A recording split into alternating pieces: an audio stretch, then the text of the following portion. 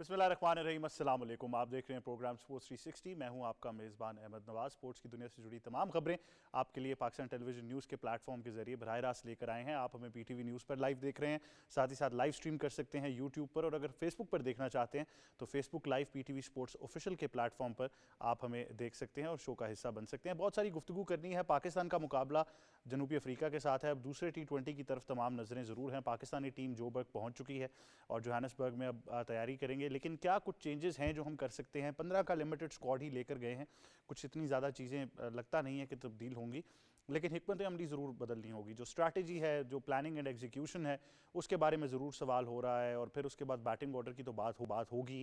इन तमाम चीज़ों को लेकर गुफ्तगू करेंगे। स्ट्राइक रेट का एक बार फिर से अहम मसला चलता आ रहा है पाकिस्तान क्रिकेट में, इसको भी तफसील में डिस्कस करेंगे। उसके बाद आपसे बात करनी है हारिस रऊफ की, जिन्होंने ऑस्ट्रेलिया के खिलाफ सीरीज़ में 10 विकेट्स हासिल की। उनको ICC player of the month का एजाज़ जो है वो दिया गया है। उनको बाकायदा तौर पर अनाउंस किया गया कल ICC की जानिब से, और आई थिंक हारिस ने बहुत इंप्रूव किया है। अगर आप पिछले उस एक साल का अरसा देखें तो बड़ी ज़्यादा इंप्रूवमेंट नज़र आई है।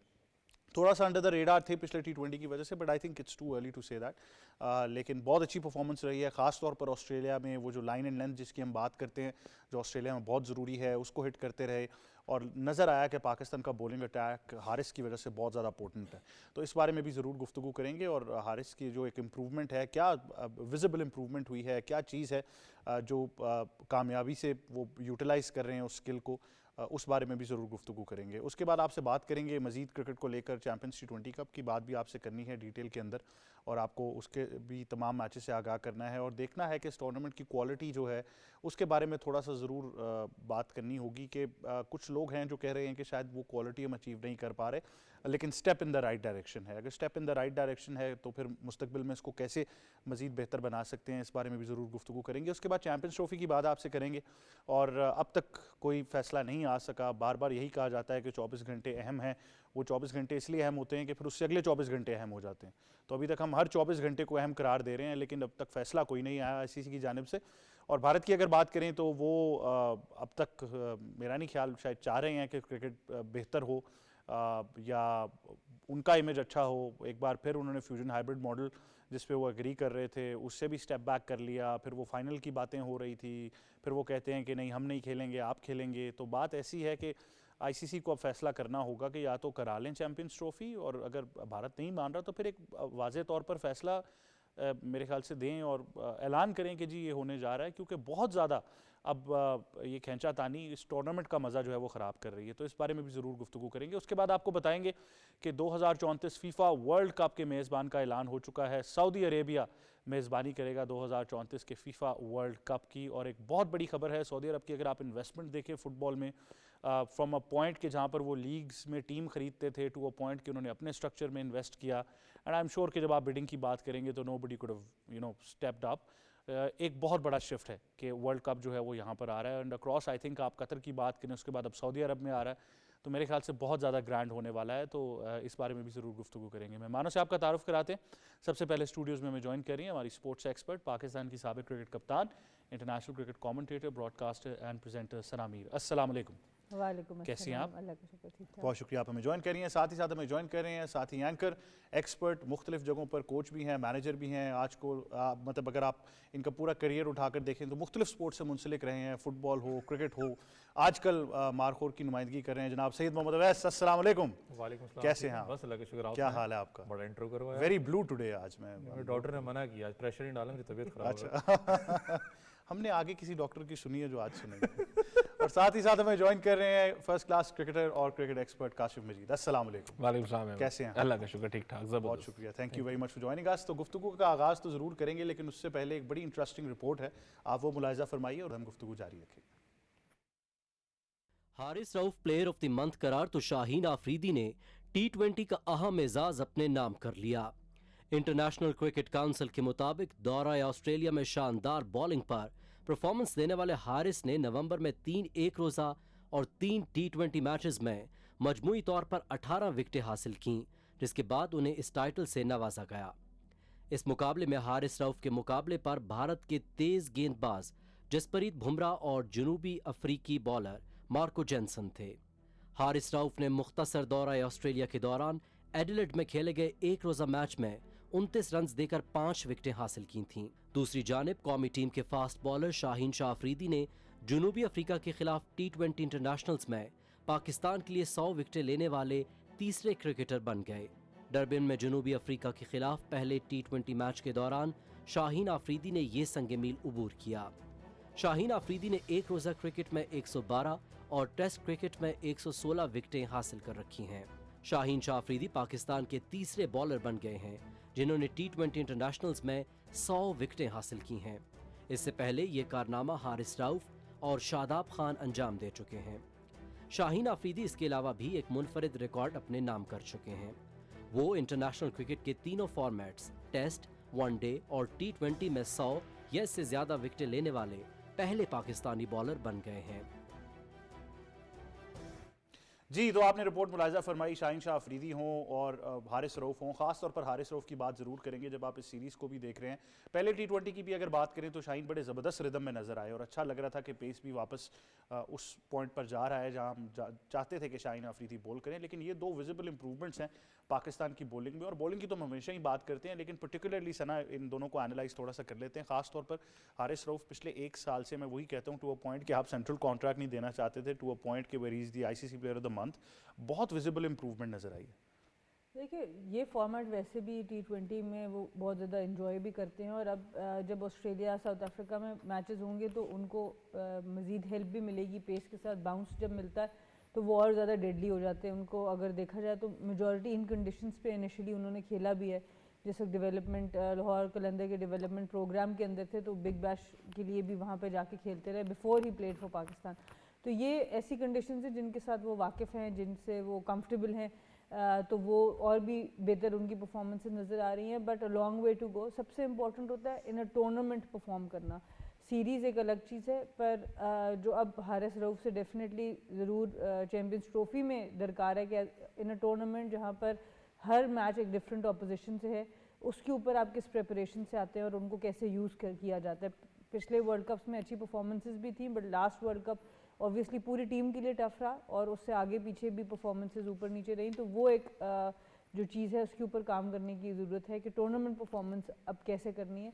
अदरवाइज़ ऑब्वियसली T20 फॉर्मेट में अगर देखा जाए तो डेफिनेटली वो उनका बेहतरीन फॉर्मेट है, उसमें परफॉर्मेंसेस अच्छी भी रही हैं। पर वनडे फॉर्मेट में अच्छा है कि शुक्र है उसमें भी थोड़ी परफॉर्मेंस आई है इस दफ़ा, और होपफुली आने वाले मंथ्स में हम और ज़्यादा वेरिएशन। अच्छा, हम कल भी बात कर रहे थे और उससे पहले भी हमने बहुत बात की है कि आपको प्लेयर्स को बड़ा टेक्निकली चलाना है, फॉर्मेट हो या फिर वर्कलोड उनका कितना है, the board has to manage them.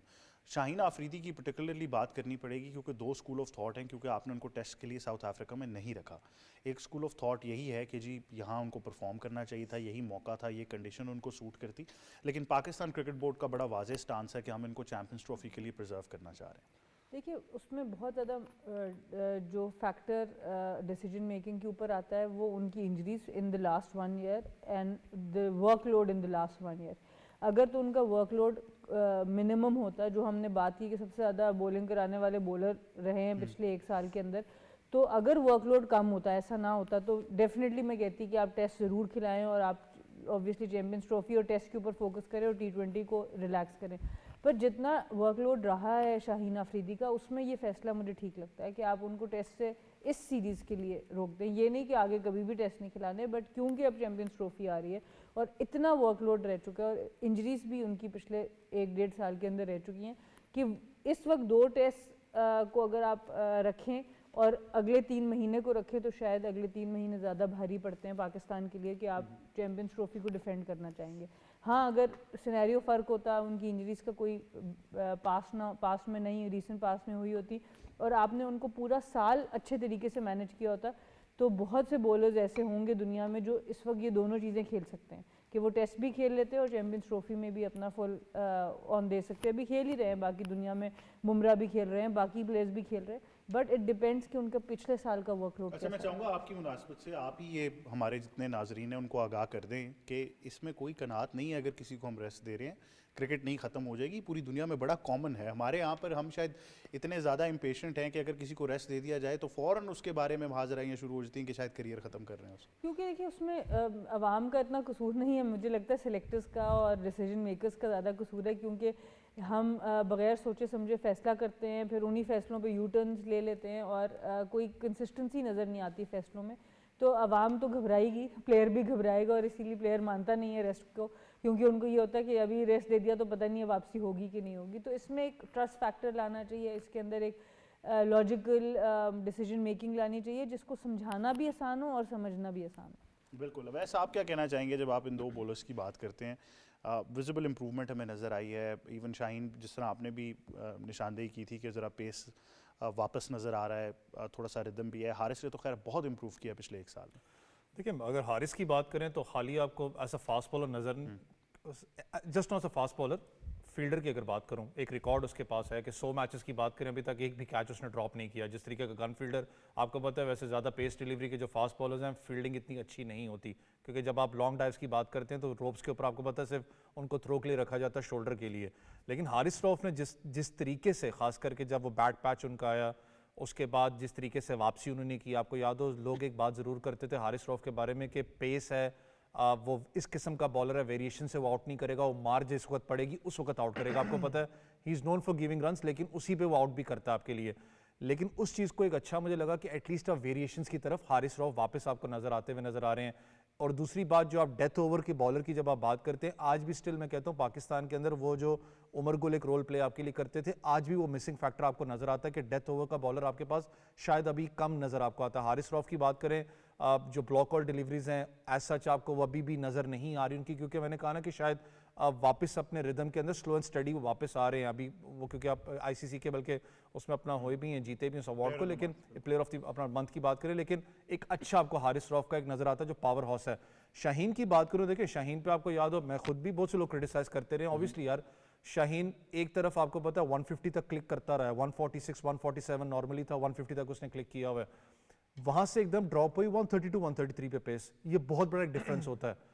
Fast bowler की अगर लैंग्वेज की बात करूं तो 140 से अगर आप 146 पे भी ड्रॉप हो ना तो इतना फर्क नहीं पड़ता। मैं पेस बॉलर की बात कर रहा हूं, जब आप 140 से नीचे आते हो ना, इसका मतलब कि आपका रिदम तो दूर की बात है, आपकी जो मसल फटीग है वो आप कैरी करें और वो करेगा। अच्छा, इसकी मेजर वजूहात में से एक आप यही कह रहे हैं कि वो जो वर्कलोड है उसी की वजह से कम हो। देखिए अहमद भाई, आपने हर सीरीज खिलाई है ना यार, आपने हर मैच खिलाया है, आपने हर सीरीज खिलाई है। हम लोग जब पाकिस्तान के लिए वो खेल रहा था, आपको याद हो हम तनकीद तो जरूर करते थे कि यार वर्कलोड मैनेजमेंट नहीं है, पाकिस्तान जिम्बाब्वे भी खिला रहा है। लेकिन जब पाकिस्तान सुपर लीग की बात करें, जिस वक्त वो लाहौर कलंदर की नुमाइंदगी कर रहे थे, मुझे याद है कि पाकिस्तान क्रिकेट बोर्ड से वाज़े तौर पर ये होता है लीग्स के अंदर, जो आपके पाकिस्तान क्रिकेट बोर्ड के जो स्टेक होल्डर्स बैठे हैं, डॉक्टर्स बैठे हैं, मेडिकल स्टाफ, वो वर्कलोड मैनेजमेंट का लीग टीम्स को बता देता है कि यार इतना वर्कलोड मैनेजमेंट इसके साथ करना है, क्योंकि आगे जाके मेजर टूर्नामेंट से इसके ऊपर वर्कलोड मैनेज तरीके से करना। हम लोगों ने उसको भी मिसयूज़ किया है। फिर जो सबसे बड़ा जो फैक्टर हमारा रहता है ना शाहीन शाह अफरीदी के अंदर जो था, जो आपको नजर आया, उनका थोड़ा सा मैं डाउनफॉल की तरफ की बात करूंगा, वो था कि कहीं ना कहीं उनके दिमाग में एक बात डाली गई कि शायद आप एक बैटिंग ऑलराउंडर भी कन्वर्ट अपने आप को कर सकते हैं, जो कि आपने पिछले मैच के अंदर भी देखा, इरफान नियाजी को ऊपर अपना, बल्कि इनको नीचे भेजा गया तो इरफान को ऊपर भेजा गया था। उसने भी कहीं ना कहीं मैं कहता हूँ जो दिमागी जो उनसे कैलकुलेशन होती है वो ख़राब की थी शाहीन शाह अफरीदी की। मुझे कभी लिटरली डर लगने लग पड़ा था कि यार इरफान पठान वाला केस ना कहीं हो जाए। आपको याद हो one of the finest bowlers आपने खुद ख़राब करके उसको वन डाउन भेज के बैटिंग के अंदर आज वो आपको कहीं नज़र नहीं आता सिवाय कमेंट्री के अंदर। लेकिन दोनों की अच्छी बात है कि एटलीस्ट आपको अब रिदम नज़र आ रहा है, क्योंकि फिर वही बात है, फ्रेश लेग्स हैं, वापस आए हैं। बहुत साहब वाली बात ठीक है, एक स्कूल ऑफ थॉट कहता है कि टेस्ट क्रिकेट में उनको होना चाहिए था, लेकिन आपको शायद ये भी समझनी पड़ेगी उसकी जो बॉडी फटीग वो कैरी करता हुआ है, आप नहीं चाहोगे वर्ल्ड कप या चैंपियंस ट्रॉफी में वो ब्रेक डाउन हो जाए। काशिफ, आप किस तरह इन दोनों की परफॉर्मेंस एनालाइज करेंगे, खास तौर पर हारिस रऊफ? क्या हम ये भी तसव्वुर कर सकते हैं कि शायद अब वजह ये भी है कि थोड़ा सा स्क्वाड कंपटीशन भी शुरू हो चुका है, क्योंकि अब आपके पास ऑप्शन ज़्यादा होती जा रही हैं, खास तौर पर T20 में अब्बास आफरीदी बड़ा शानदार परफॉर्म कर रहे हैं, आमिर जमाल भी हैं, जांदाद खान हैं, उसके साथ साथ हम देख रहे हैं नसीम शाह, शाहीन आफरीदी, हारिस रऊफ। तो शायद वो अब ऑप्शंस भी हो गई हैं कि हर बॉलर समझ रहा है कि अब मुझे शायद 200% देना पड़ेगा। देखिए ये परफॉर्मेंस की एनालिसिस के लिए बड़ा ज़रूरी है कि किस जगह पे परफॉर्म किया।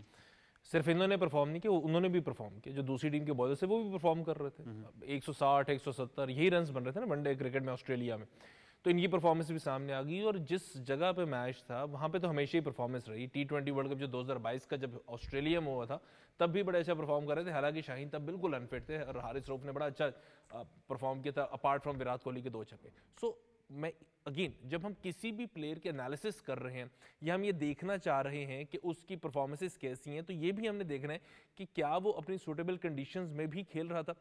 बड़ा इंपॉर्टेंट होता है कि हम ये देखें कि या वो बैट्समैन है, बॉलर है, फील्डर है, कि उसने ऑड वन आउट होकर परफॉर्म किया तो शायद हमें समझ आती है। जैसे मैं कहना नहीं चाहता, टॉपिक बड़ा बढ़ जाएगा, लेकिन अगर अभी की कायदे आजम ट्रॉफी में किसी फास्ट बॉलर की परफॉर्मेंस देखी जाए तो अहमद, मुझे नहीं लगता कि हम उसको कहेंगे बड़ा अच्छा परफॉर्म किया। इन ग्रीन टॉप्स पे तो कोई भी परफॉर्म कर ले, इन फास्ट बॉलर की परफॉर्मेंसेस को जब हम रफ, बैरन, ड्राई सरफेसेस पे देखेंगे तो शायद फिर हमारा दिल हौसला बड़ा होगा कि हाँ यार यहाँ पे परफॉर्मेंस आई, ये बात हुई है फास्ट बॉलर की, तो मोस्ट प्रोबेबली हाँ ये जरूर अच्छा है कि रिदम में नजर आ रहे हैं। फास्ट बॉलर के लिए बड़ा इंपॉर्टेंट है कि जब वो भाग रहा हो तो आप उसकी मूवमेंट देखते हैं, बॉडी लैंग्वेज देखते हैं, वो रिदम में नजर आ रहे हैं। शाहीन आफरीदी बड़े अरसे बाद हमें लगता है कि थोड़े से इंजरी फ्री नजर आ रहे हैं, थोड़ा सा बड़ा अग्रेसिव क्रिकेट खेलते हुए नजर आ रहे हैं और बड़ा जान मार के खेल रहे हैं। सो ये एक बड़ा इंपॉर्टेंट फैक्टर है पाकिस्तान के लिए कि ये जो तीनों फास्ट बॉलर इस वक्त पाकिस्तान के मौजूद हैं वो इंजरी फ्री हो और रिदम में। लेकिन ये बड़ा रेयर है कि तीनों के तीनों रिदम में हो। हमें हमेशा तीनों में से एक ही रिदम में नजर आता है, और अगर अब ये दोनों फिट नजर आ रहे हैं तो नसीम की थोड़ी सी स्ट्रगल है, जहां वो फिट थे तो ये दोनों स्ट्रगल कर रहे थे, यानी वो कंप्लीट फिर भी नहीं हो पा रहा। देखिए इसलिए भी कंप्लीट नहीं होते कि दूसरी टीम ने भी किसी को टारगेट करना है। उस दिन ऑन द गिवन डे अगर तीनों रिदम में है तो भी दूसरी टीम की ख्वाहिश कोशिश होगी किसी एक को टारगेट किया जाए। वो भी ऐसे नहीं चाहेंगे कि ये तीनों रिदम में है तो सिर्फ 20 ओवर्स का मैच खेले, या अगर T20 है तो सिर्फ 8 ओवर्स का मैच खेले।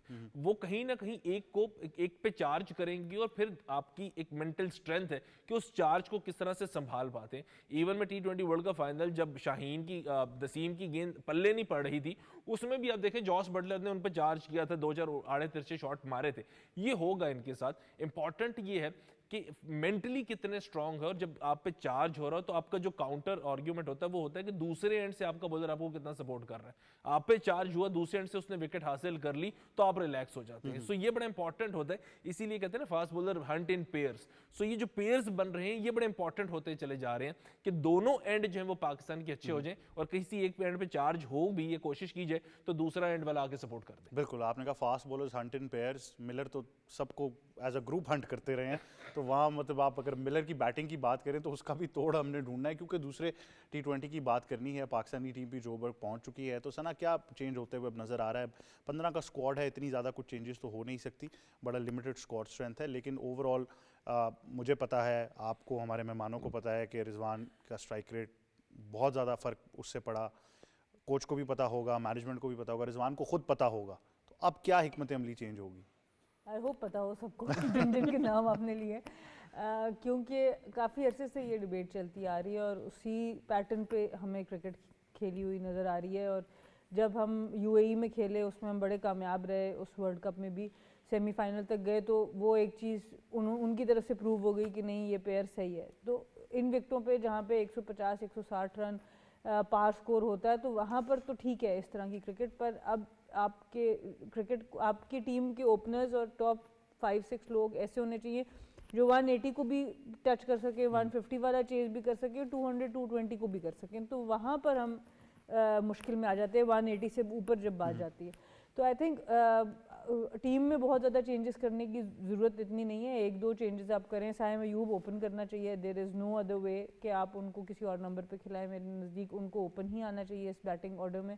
और बाकी सबको विकेट्स की जो एक इम्पोर्टेंस है पहले 4-5 बैटर्स की, वो ऑलमोस्ट सेम होनी चाहिए। किसी एक या दो बैटर्स की इम्पोर्टेंस इतनी नहीं होनी चाहिए कि बाकी बैटर्स को नंबर ऑफ बॉल्स कम मिले। एक टाइम था कि जब ये दोनों ओपन कर रहे थे तो आपके नंबर 3, नंबर 4 बैटर्स को 10-12 बॉल से ज़्यादा नहीं मिल रहा था। तो आई थिंक ये चीज़ को ख़त्म होना चाहिए। आप जाएं फुल अपनी जो रन रेट है उससे हमेशा ऊपर ही रहना चाहिए, चाहे आप 6 ओवर मार्क पे हो, आप 10 ओवर मार्क पे हो। 6 ओवर्स तक तो हम अच्छा जा रहे थे, उसके बाद जो अगले 4 ओवर्स हैं और उसके बाद अगले 2 ओवर्स, हमारा मसला मिडल ऑर्डर में आया, मिडल ओवर्स में जहाँ 7 से 12-13 ओवर का अरसा आया, वहाँ पर हमने लैग किया। तो आई थिंक वो हम रोक नहीं सकते कि थोड़ी देर के बाद नहीं, T20 में आपको जाना पड़ेगा और बैटिंग स्ट्रेंथ है आपके पास ऐसी कि आप जा भी सकते हैं। तो थोड़ा सा ट्रस्ट करना एक दूसरे पे एज अ टीम। तो आई होप कि आने वाला मैच में थोड़ी सी इस चीज़ के ऊपर हम काम कर सकेंगे। अच्छा, वैसे मसला इज समवट सिमिलर, बैटिंग में भी आपको वही प्रॉब्लम आ रही है कि आखिरी 4-5 ओवर्स आप नहीं यूटिलाइज कर पा रहे। बॉलिंग में मेजर मसला इसलिए आ रहा है कि वो आखिरी 4-5 ओवर्स में हम रन्स लीक कर रहे हैं, बड़ा सिंपल हो गया। हाँ, और बात वही है, वो अब लफ्ज़ इतना कॉमन हो गया तो मैं चाह रहा था कि हम उसको एनालाइज तो करें बट ये लफ्ज़ ना कहें।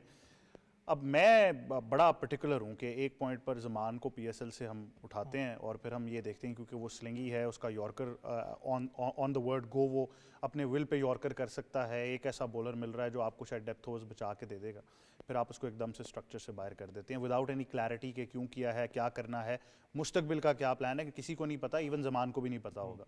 तो अब करना क्या है, क्या हम ये सोचना छोड़ दें कि आपको, क्योंकि आप सुफियान हकीम से आखिरी ओवर करा रहे हैं तो दैट सेज अ लॉट, लेकिन आपको डेप्थ ओवर्स के you need a T20 specialist जो आपको एटलीस्ट वो 2-3 रन 4 रन का ओवर निकाल कर देगा जो उनके बॉलर्स कर रहे थे। देखो डेथ ओवर, अगर फास्ट बॉलर की बात करें अहमद भाई, डेथ ओवर का जो फास्ट बॉलर, अगर आप T20 चले मॉडर्न क्रिकेट की बात करते हैं, उस बॉलर के जैसे काशिफ भाई ने कहा हंट इन पेस की बात है, उसका भी एक रोल होता है कि उसने आखिर में जाके हंट करना है, चाहे मिडल ऑर्डर से लेके आपके डेथ ओवर्स के जो बैट्समैन उस वक्त मौजूद हैं। ज़मान खान का सबसे बड़ा इशू क्या था, आपने अगर आप देखो थोड़ा सा हट के सीरीज़ को देखें, पाकिस्तान जहां पर हल्की टीमों के खिलाफ किया, आपने उसको न्यू बॉल से भी आजमाया, आपने डोमेस्टिक में भी उसको न्यू बॉल से आजमाया, बल्कि उसकी स्पेशलिटी जो सी वो पुरानी बॉल से है क्योंकि उसका पुराना बॉल रिवर्स स्विंग होता है, यॉर्कर डिलीवरीज उसकी तगड़ी है, उसी के ऊपर क्योंकि उसका स्लिंगिंग एक्शन है, बहुत अरसे से उसको देखा भी बचपन से, उसका स्लिंगिंग एक्शन है, वो न्यू बॉल का बॉलर नहीं है, जो मर्जी आप कर लें वो बॉल उसकी पीछे पड़नी है न्यू बॉल, क्योंकि he is not used to it.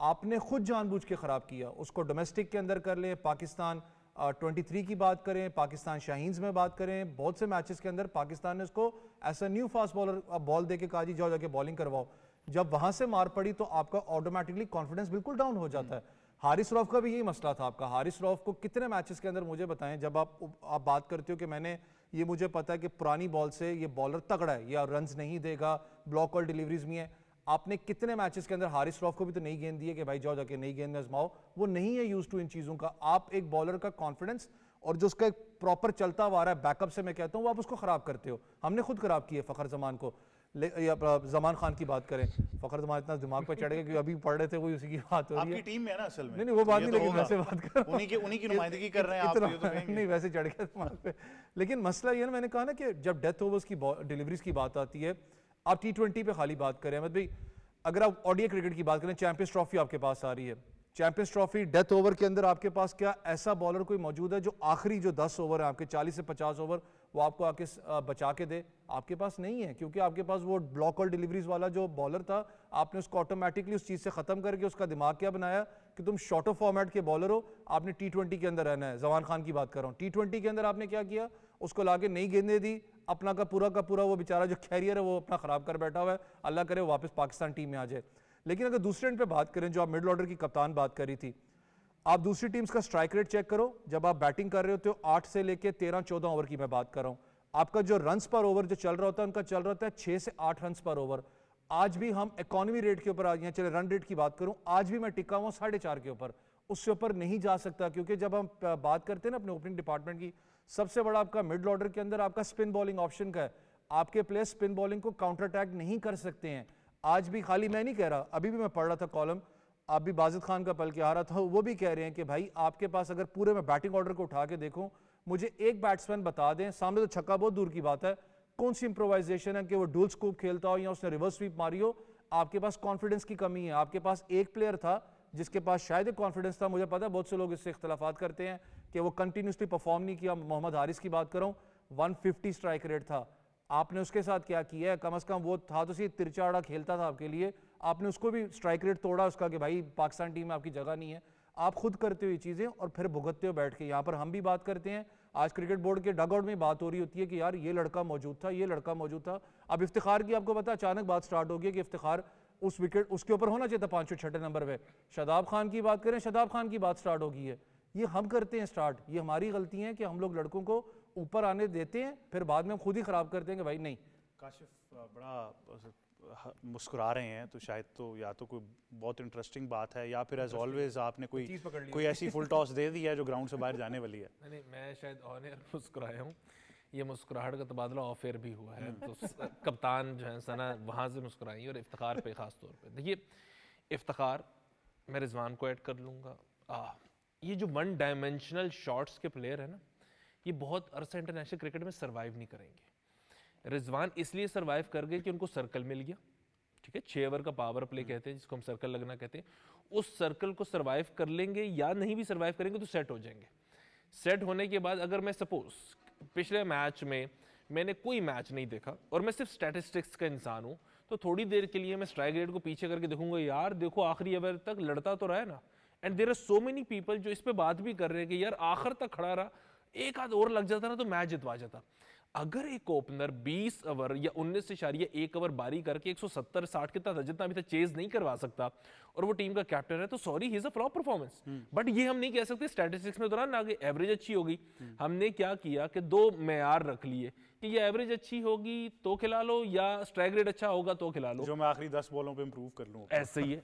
आप 18 ओवर बारी करें, आपके स्लो, सॉरी आप नहीं, हम 18 ओवर बारी करें, 18 ओवर बारी करने में और स्लो खेलने की वजह से दूसरा एंड प्रेशर में आके आउट होता चला जाए, 19वें ओवर में मेरे 2 छक्के लग जाए, मेरा स्ट्राइक रेट जो 100 का था वो 125-30 का हो जाएगा, I am a good performer. तो क्या ये T20 का फॉर्मेट हम खेल रहे हैं? और अगर हम ये फॉर्मेट खेल रहे हैं तो अनफॉर्चुनेटली हम अपनी टीम नहीं तैयार कर रहे, इंडिविजुअल बेसिस है। कितने ही मौके हैं कि जिसपे हमारा जो बैटिंग ऑर्डर टॉप का वो ऐसे खेला। फिर टीम में 5 ओपनर हैं, ये हमें मान लेना चाहिए जब भी T20 फॉर्मेट की बात होगी, ओपनर के पास 120 गेंदें हैं, उसकी एवरेज, उसके स्ट्राइक रेट इंप्रूव करने के चांसेस, उसके नंबर ऑफ रन ज्यादा होंगे। हम ओपनर का कंपैरिजन यहाँ पे मिडिल ऑर्डर के साथ नहीं कर सकते। मिडिल ऑर्डर के प्लेयर का स्किल सेट, ओपनर का स्किल सेट, उनकी मेंटालिटी इंतहाई डिफरेंट है। हमारे यहाँ क्या हो रहा है कि जनाब अभी जो डिस्ट्रिक्ट क्रिकेट और जो भी हुआ, परफॉर्मर उठा लो, और परफॉर्मर क्या है कि जिसके रन्स हैं या जिसका स्ट्राइक रेट अच्छा है, तो वो तो ओपनर। आपने फर्स्ट क्लास में 18 टीमें करके देख ही लिया कि लड़काना किस तरह हारी, तो यानी उनके खिलाफ जिसने परफॉर्म कर दिया उसको उठा के टीम में लेंगे सीधे। और देखिए उसमें भी अहमद ये देखिए कि उसमें से भी उठाया कौन जा रहा है, ओपनर। उसके पास चांस ज्यादा था, उसने रन ज्यादा कर दिए, उसने पावर प्ले खेला, मतलब उसका आपने स्ट्राइक रेट भी नहीं अंदर बांट शुरू कर दी फर्स्ट क्लास डेब्यूज की कि दे दो भाई सबको। और एक तो वो हुआ ना, और फिर देखिए प्रोसेस क्या है। मैंने कहा ना कि अगर हम क्रिकेट को नहीं जानते और हम स्टैटिस्टिशियंस हैं तो बड़ा आसान है, इसके रन ज्यादा है, इसका स्ट्राइक रेट ज्यादा है, दोनों मिला के इसका ज्यादा, ये 3 बंदे हमने उठा लिए। ये तो सोचा ही नहीं कंडीशंस क्या थी, अपोजिशन क्या थी, किस नंबर पे बारी कर रहा था। आज हम तीनों ने ये तस्करा कर दिया आपसे, मैं चले 4 कर लेते हैं कि बाबर रिजवान के पास ऑन एवरेज जो डिलीवरीज खेली हैं वो तकरीबन कोई 100 के करीब या 90-91 के करीब है, 1.5-2 साल जो बड़ी परफॉर्मेंस उनकी रही है। तो मिडिल ऑर्डर कैसे डेवलप होता 25 गेंदे खेल के, और 25 गेंदें भी 2 पे तकसीम होती ना, 2 एंड पे बारी कर रहे थे, तो 12.5 गेंदे खेल के नंबर 3, 4, 5 ने कैसे डेवलप हो जाना था। सो ये बड़ा अनफॉर्चुनेट हुआ पाकिस्तान के साथ कि यस दे हैव, मतलब बड़े मैच जिताए, 10-10 विकेटों से भी हम जीते, बट उस परफॉर्मेंस में या उस घने दरख्त की छांव में कोई और पौधा जो है वो पनप नहीं सका, ये अनफॉर्चुनेट रहा। सो इसलिए कोई भी सिलेक्टर, कोई भी क्रिकेट एनालिस्ट बैठे तो T20 में खासतौर पे ओपनर को अलहदा डिस्कस किया जाए, मिडिल ऑर्डर को डिस्कस अलहदा किया जाए, हाथी दरख्त पे नहीं चढ़ सकता। लेकिन चलें अब, क्योंकि अब आपने ये बात छेड़ी दी है तो अब जी जी हाँ बिल्कुल बनता है, मतलब वो खुश इसलिए हैं कि आप उनकी कोई फुल टॉस नहीं लगी ना, तो वो इसलिए ज्यादा वो हमने इफ्तिखार में लगा ली, ज्यादा मुस्कुरा रहे हैं। But national T20 cup, champions T20 cup जो हो रहा है उसके बारे में भी बात करनी है। अब आपके 3 टूर्नामेंट्स हो गए, एक नेशनल T20 कप, एक चैंपियंस T20 कप जो भी जारी है, और साथ ही साथ अब PSL भी होगी। तो अब आपने प्लेयर्स का भी मुवाजना करना है कि किस स्ट्रक्चर से आएंगे, क्या पाथवे होगा, ये सारी चीज़ें बहुत ज़रूरी हैं। लेकिन अभी जो काशिफ टूर्नामेंट हो रहा है, एक तो the timing of this tournament, जिस वक्त कराया जा रहा है, जो मौसम है, जो कंडीशंस हैं, और उसके अलावा क्या हम सोच रहे हैं कि हमने इसकी तैयारी करनी है कि 1.5 साल बाद वर्ल्ड कप है तो हमने प्लेयर्स वहाँ से एक्सट्रैक्ट करने। अहमद पहला सवाल, अनफॉर्चुनेटली पाकिस्तानी सब कॉन्टिनेंट की बात कर लें, जिसने क्रिकेट स्टार्ट की थी ना उसके ये समर स्पोर्ट है, हमारा विंटर है।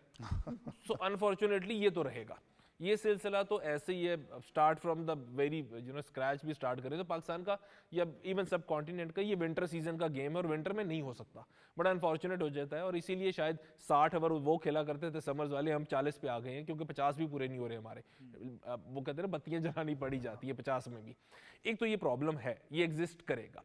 अब आते हैं टाइमिंग पे, तो पाकिस्तान क्रिकेट बोर्ड को मैं थोड़ी सी दाद दूंगा कि उन्होंने कहा भाई फारिग कोई नहीं रहेगा, अच्छा करो बुरा करो ग्राउंड में करो और ग्राउंड में उतरो।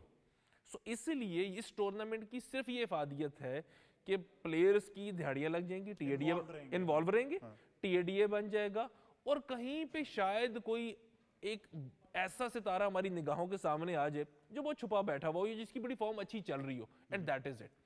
इस टूर्नामेंट की क्वालिटी से कोई नताइज अखज़ करना या इस टूर्नामेंट के जरिए से पाकिस्तान के फ्यूचर डेवलप करना, ये बड़ी रेयर सी बात होगी, बड़ा अनफॉर्चुनेट होगा कि ऐसा होगा नहीं। हाँ ये जरूर हो सकता है कि जो 5-6 टीमें खेल रही हैं उनके दरमियान में से किसी की ऐसी फॉर्म चल रही हो कि हम उसको कंसिडर कर लें पाकिस्तान के कैंप के लिए और फिर वहां पे वो परफॉर्म करके पाकिस्तान का हिस्सा बन जाए।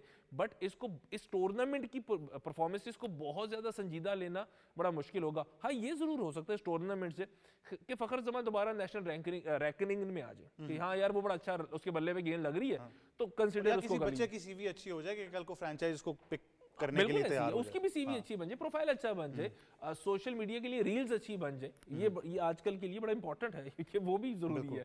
सो ये जरूर हो सकता है इस टूर्नामेंट से। बाकी इस टूर्नामेंट की संजीदगी को लेके इस पर बहुत ज्यादा डिस्कशन करना मुझे लगता है थोड़ा मुश्किल का। और रील्स पे जाएं तो इनकी सिलेक्शन तो कैंसिल ही नहीं होती, वो बॉलिंग मशीन पे कवर ड्राइव मार रहे हैं लेकिन जो पहली डिलीवरी पे एज लगा वो पोस्ट नहीं करते। तो मतलब आप अंदाजा लगाएं ना डिजिटल मार्केटिंग किस तरफ जा रही है। हाँ, ये भी देखें ना आपके उसकी, और फिर जस्टिफाई कर रहे हैं कि उस दिन मुझे 2 ही गेंदें मिली लेकिन उसका फर्क पड़ा, मैंने पहली बॉल पे चौका मारा। बिल्कुल ऐसे ही है। और हम चूंकि सब कैमरे को जानते हैं, समझते हैं, तो हमें पता है कि कैमरे को किस अंदाज से इस्तेमाल किया जा सकता है। तो माशाल्लाह बेहतरीन। हमारे लिए तो अभी भी ओवरसीज प्लेयर है, हमारे जहाज का वो लगा हुआ है टैग इनके आगे, लेकिन चलें कोई नहीं, अच्छा खेल रहे हैं, अच्छा खेलते रहें। बट बात फिर वही है कि चलें, it's a step in the right direction, आप प्लेयर्स को इन्वॉल्व भी कर रहे हैं, बट इट्स वेरी इंपॉर्टेंट कि थोड़ी सी तो आप स्केजुलिंग बेहतर कर सकते हैं। बहुत सारी चीज़ें इसमें जा सकती हैं। जिस दिन डबल हेडर है उस दिन तो कोई सोच भी नहीं रहा कि पिंडी स्टेडियम का रुख करना है। And coming to the weekend, जब वीकेंड आ रहा था मे भी लोग आते तो वीकेंड को ऑफ ही दे दिया सैटरडे संडे को। बस वही प्लानिंग का तो हमारा इशू रहा ही है, फुकदान उसके ऊपर बंदा क्या बात करे। पर काशिफ भाई ने बड़ी अच्छी बात की। हम लोगों के वर्ल्ड कप में एक बहुत बड़ा इशू आया था जिसमें हम 4 से 5 ओपनर्स ही सिलेक्ट करके ले गए थे और इसीलिए वहाँ पर फिर हमें बहुत मुश्किल का सामना करना पड़ा। यूएसए से भी हम हार गए और पुराने प्लेयर्स बुला के हम ले गए और वो सारी एक तरफ है। पर सबसे इम्पोर्टेंट बात यह है कि आपने जब सिलेक्शन करनी है तो आपने क्या क्राइटेरिया आपका क्या है, मिडिल ऑर्डर का आपका क्राइटेरिया क्या है, टॉप ऑर्डर का, और आपके क्या कंडीशंस ऐसी हैं कि आपके टॉप ऑर्डर में फास्ट बॉलर्स और स्पिनर्स दोनों का सामना हो रहा है, वो दोनों पे चेक हो रहे हैं, आपके मिडिल ऑर्डर को दोनों का सामना हो रहा है, वो दोनों पे चेक हो रहे हैं। अब बाहर अगर आप देखें तो उनके स्कूल गोइंग जो बच्चे हैं वो आपको बाउंस कर रहे हैं, आपके पास उसका आंसर नहीं है। लेकिन यहाँ पर आप शायद एक साइड से स्पिनर से ही ऑपरेट करते हैं। जब डोमेस्टिक क्रिकेट होती है आपको ना वो बाउंस मिलता है ना दोनों साइड से फास्ट बॉलर्स मिलते हैं। तो एक ओपनर जो डोमेस्टिक में रन्स करता है वो अगर बहुत अच्छा फास्ट को नहीं भी खेलता वो फिर भी सर्कल का इस्तेमाल कर लेगा, क्योंकि 2 ओवर या 3 ओवर उसको स्पिनर के भी मिल जाएंगे और वो वहाँ पे सर्कल तोड़ देगा। लेकिन जब आप उसी ओपनर को यहाँ से सिलेक्ट करके जाएंगे और उसको दोनों ओवर्स या 6 के 6 ओवर्स पावर प्ले के फास्ट बॉलर्स को खेलने के मिलेंगे, वहाँ पे वो फंस जाएगा। इसी तरीके से मिडिल ऑर्डर के भी सिनेरियोस की बात है, बाउंस की बात है, डिफरेंट बॉलर्स की बात है कि किस तरह के वो बॉलर्स को फेस करता है। तो इस वजह से ये प्लानिंग्स बड़ी इंपॉर्टेंट होती हैं। और जब हम प्लेयर डेवलपमेंट की बात करते हैं तो प्लेयर डेवलप ऐसे नहीं होता कि आप एक दम से बैठे बिठाए आप एक टूर्नामेंट अनाउंस करते हैं, जैसे गैरी कर्स्टन को फारग किया जी, टूर्नामेंट अनाउंस किया, कहा जी वो आए नहीं है तो जी फारग हो गए। इस तरह से नहीं, ना कोचेस के साथ रवैया होता है ना प्लेयर्स डेवलप होते हैं। जेसन के असिस्टेंट कोच को भी वो भी हटा दिए कुछ अर्से में, कोई बात नहीं, जेसन भी कहेगी जी मैं भी जाता हूं। मुझे लग तो नहीं रहा है, आई थिंक तो बात ये कि प्लेयर डेवलपमेंट ऐसे होती है कि आपके पास 6 से 8 टूर्नामेंट है अगले 1.5 साल के अंदर, और आप उसको बताते हैं कि जी अगर हमने इस प्लेयर को नया बॉल का बॉलर बनाना है तो हमने इसका कैसे लेके चलना है कि हमने इस टूर्नामेंट में इसको इस कंडीशन में इधर यूज़ करना है। कप्तान कोच से बात करेंगे कि आपने इसको आहिस्ता आहिस्ता करके इस तरफ लेके आना है। ये नहीं होता कि आप एकदम से नया बॉल देके, जैसे ज़मान की हम बात कर रहे थे कि उसका ख़राब कर दिया, सलमान अरशद की भी बात करें तो जितने लीग क्रिकेट होती है फ़ायदा उनको मिडल और डेथ ओवर में हुआ था, फिर हमने उनको नया बॉल कर दिया, वही आधी पिच में बॉलिंग नज़र आई। तो ये सब चीज़ें बड़ी इंपॉर्टेंट हैं जिस वक्त हम प्लेयर्स को यूज़ कर रहे होते हैं, जब उनको डेवलप कर रहे होते हैं, तो इन पे नज़र रखनी ज़रूरी है। और टूर्नामेंट्स अच्छी बात है कि आप कराएं, पर उसके पीछे कोई ना कोई कॉन्टेक्स्ट होना चाहिए कि हम क्यों करा रहे हैं। अब आपने चैम्पियंस ट्रॉफी खेलनी है, हम T20 मोड से बाहर ही नहीं आ रहे डोमेस्टिक क्रिकेट के अंदर, एक के बाद दूसरा, दूसरे के बाद तीसरा, और जो वनडे होता भी है उसमें आपके अच्छे प्लेयर्स, टॉप प्लेयर्स खेल ही नहीं रहे होते जिन्होंने आगे खेलना है। तो जितना पैसा लग रहा है उस हिसाब से हम इस टूर्नामेंट से कुछ ज़्यादा ले नहीं पाएंगे। आप बतौर एक फ्रेंचाइज को भी अब क्योंकि इसमें रिप्रेजेंट करें, फ्रेंचाइज तो नहीं खैर टीम कहना चाहिए, फ्रेंचाइज वाली करो नहीं वो मैं आप समझे नहीं थे जब मैंने सीरीज मुझे स्पोर्ट्स की याद मत दिलाओ। होस्ट और पैनलिस्ट लड़ाई मत करो प्लीज। ऐसा कुछ पहले भी हुआ था, बड़ी मुश्किल से वापस आया ये। ऐसा कुछ पहले भी हुआ था, वो नॉस्टैल्जिया में चली गई। लेकिन वो मैं कह रहा था ना, सीवी अच्छी हो रही है, तो खैर आपके पास भी अब अपॉर्चुनिटी, पीएसएल मैनेजर ज़रा अपॉर्चुनिटी चलती रही।